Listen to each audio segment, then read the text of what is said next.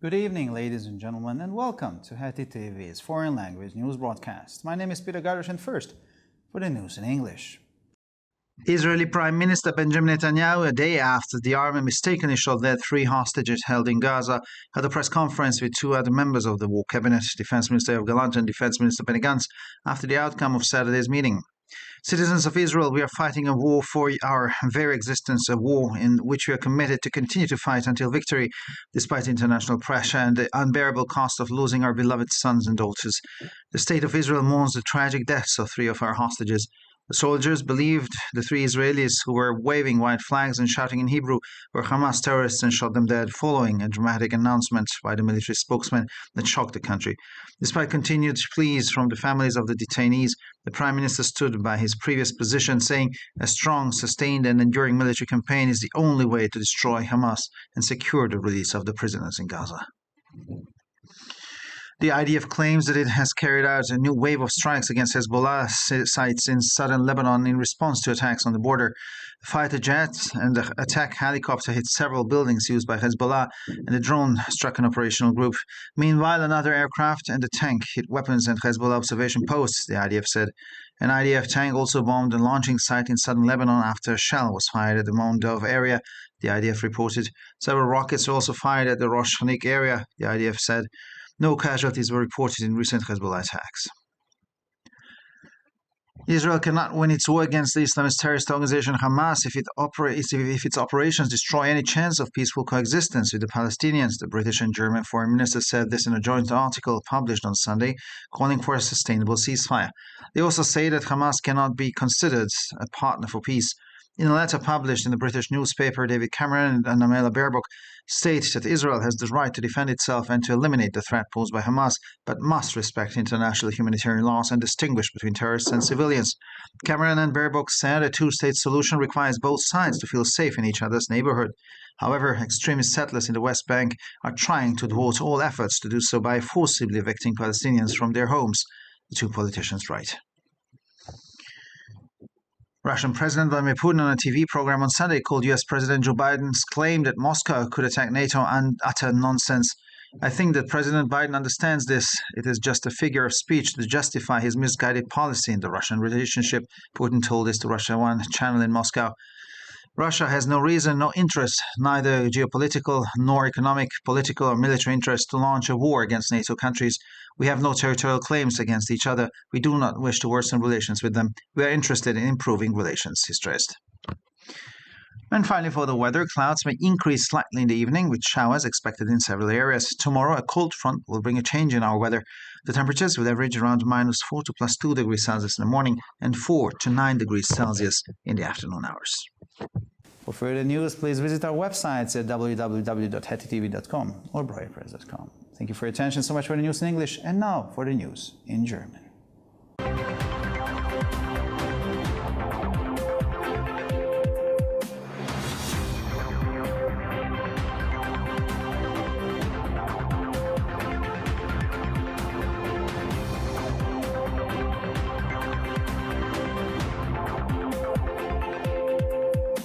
Schönen guten Abend, liebe Zuschauer. Mein Name ist Peter Gardosh und nun zu den Nachrichten auf Deutsch. Premierminister Benjamin Netanyahu gab einen Tag nach der irrtümlichen Erschießung von 3 Geiseln im Gazastreifen durch die Armee eine Pressekonferenz mit 2 weiteren Mitgliedern des Kriegskabinetts, Verteidigungsminister Yoav Gallant und Verteidigungsminister Benny Gantz, nach dem Ergebnis der Sitzung vom Samstag. Bürger Israels, wir führen einen Krieg um unsere Existenz, einen Krieg, in dem wir uns verpflichtet haben, bis zum Sieg weiterzukämpfen, trotz des internationalen Drucks und der unerträglichen Kosten, die der Verlust unserer geliebten Söhne und Töchter verursacht. Der Staat Israel trauert um den tragischen Tod von 3 unserer Geiseln. Die Soldaten hielten die 3 Israelis, die weiße Fahnen schwenken und auf Hebräisch schrien für Hamas-Terroristen, und erschossen sie, nach einer dramatischen Ankündigung des Militärsprechers, die das Land schockierte.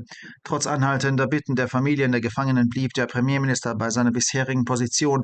Eine starke, anhaltende und dauerhafte militärische Kampagne ist der einzige Weg, die Hamas zu zerstören und die Freilassung der Gefangenen in Gaza zu erreichen.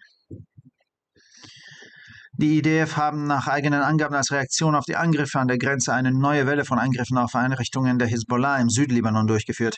Ein Kampfflugzeug und ein Kampfhubschrauber trafen mehrere von der Hisbollah genutzte Gebäude. Eine Drohne traf eine Einsatzgruppe. Ein weiteres Flugzeug und ein Panzer trafen Waffen und einen Beobachtungsposten der Hisbollah, wie die IDF mitteilten. Ein IDF-Panzer bombardierte außerdem eine Abschussbasis im Südlibanon, nachdem eine Granate auf das Gebiet des Berges Dov abgefeuert worden war, so die IDF. Mehrere Raketen wurden auch auf das Gebiet von Rosh Hanik abgefeuert, fügte die IDF hinzu. Bei den jüngsten Angriffen der Hisbollah wurden keine Verletzten gemeldet. Israel kann seinen Krieg gegen die islamistische Terrororganisation Hamas nicht gewinnen, wann seine Operationen jede Chance auf eine friedliche Koexistenz mit den Palästinensern zunichte machen, so der britische und der deutsche Außenminister in einem am Sonntag veröffentlichten gemeinsamen Artikel, in dem sie zu einem nachhaltigen Waffenstillstand aufrufen. Sie sagten auch, dass die Hamas nicht als Partner für den Frieden angesehen werden kann.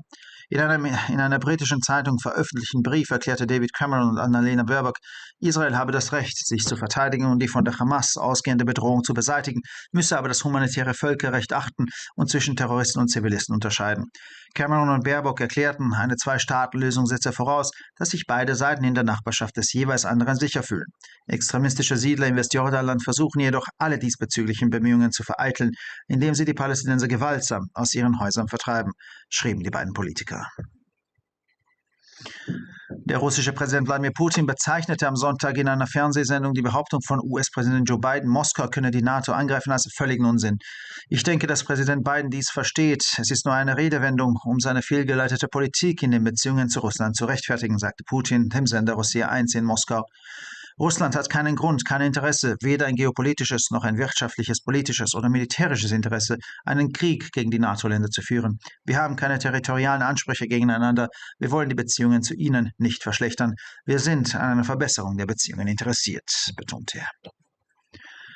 Und schließlich zum Wetter. Am Abend kann die Bewölkung leicht zunehmen, wobei in einigen Gebieten Schauer erwartet werden. Morgen wird eine Kaltfront für einen Wetterumschwung sorgen. Die Temperaturen werden im Durchschnitt bei -4 bis +2 Grad am Morgen und zwischen 4 und 9 Grad am Nachmittag liegen. Für weitere Nachrichten besichtigen Sie bitte unsere Webseiten www.hettitv.com sowie www.breuerpress.com.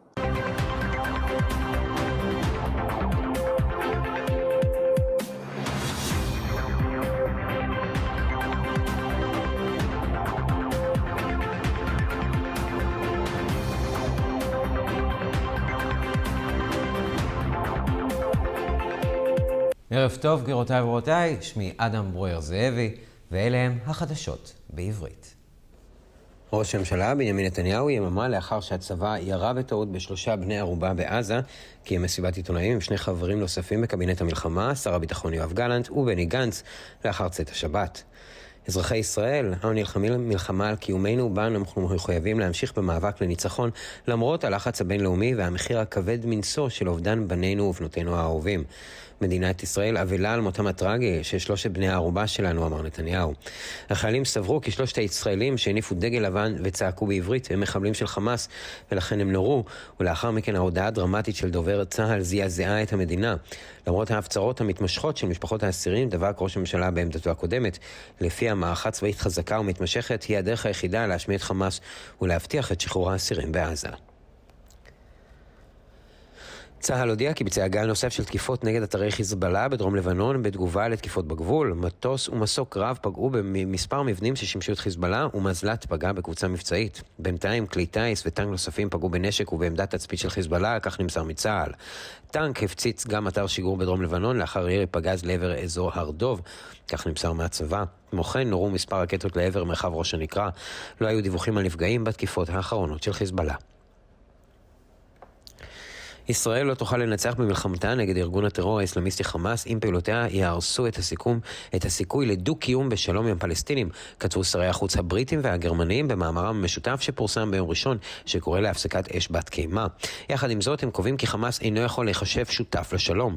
במאמר שהתפרסם בעיתון בריטי, דיוויד קמרון ואנה ברבוק קובעים כי לישראל יש את הזכות להגנה עצמית ולחסל את האיום הנשקף מחמאס, אך עליה לכבד את המשפט ההומניטרי הבינלאומי ולהבחין בין טרוריסטים לאזרחים. לפי קמרון וברבוק, פתרון שתי המדינות מחייב את שני הצדדים להרגיש בטוחים זה לצד זה. במקביל, המתיישבים הקיצוניים בגדה המערבית מנסים לטרפד את כל המאמצים בכיוון זה ולהרחיק בכוח את הפלסטינים מבתיהם, כותבים שני הפוליטיקאים. בתוכנית טלוויזיה ביום ראשון כינה נשיא רוסיה ולדימיר פוטין את טענתו של נשיא ארצות הברית ג'ו ביידן שמוסקבה עלולה לתקוף את נאט"ו כבלתי אפשרית. הדבר בלתי אפשרי באופן מוחלט. אני חושב שגם הנשיא ביידן מבין את זה, זהו רק סיבוב ביטוי להצדיק את המדיניות הפגומה שלו ביחס לרוסיה, אמר פוטין בערוץ רוסיה 1 בתוכנית מוסקבה קרמלין פוטין. לרוסיה אין סיבה, אין אינטרס, לא גיאופוליטי, לא כלכלי, מדיני או צבאי, לפתוח במלחמה נגד מדינות נאט"ו. אין לנו תביעות טריטוריאליות, זו כלפי זו, אנחנו לא רוצים להחמיר את היחסים איתן, אנחנו מעוניינים בפיתוח היחסים, הדגיש פוטין. ולמזג האוויר, בערב העננים עשויים להתחזק מיד, צפויות צפויות רעמים במספר מקומות, חזית קרה תביא מחר לשינויים במזג האוויר שלנו, הטמפרטורות תהיינה בין -4 ל-2 מעלות בבוקר, ובין 4 ל-9 מעלות אחר הצהריים. לחדשות נוספות, אנא בקרו באתרי האינטרנט שלנו, ב-htv.com או broyerpress.com. תודה רבה והמשך ערב נעים.